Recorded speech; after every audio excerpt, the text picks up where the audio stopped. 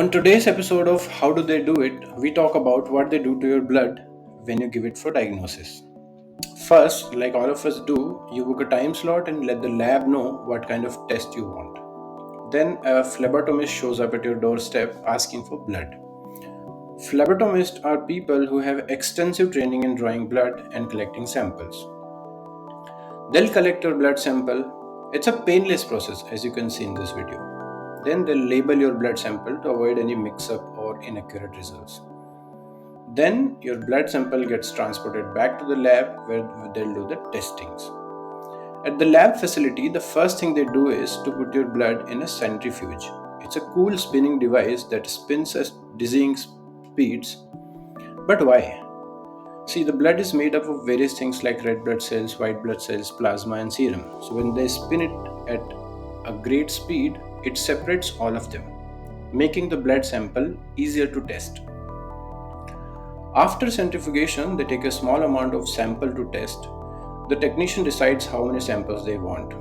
They also check the quality control measures like whether the machines are performing as expected or not, and calibrations and whatnot. Basically checks.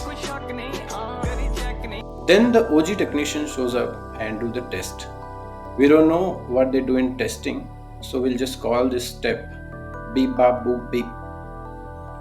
After testing, they do the data analysis to ensure accuracy and to devise the final report.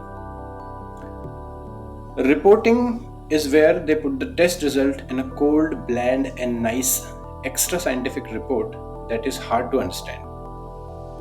At this point, NirogGyan shows up, and we make the report smart, easy to understand for a patient, and believe me, we are very good at this. The lab facility and NirogGyan as a partner make sure your data and report is private and safe, and then the report is sent to you. And I always wanted to know, what do they do with the blood sample after testing?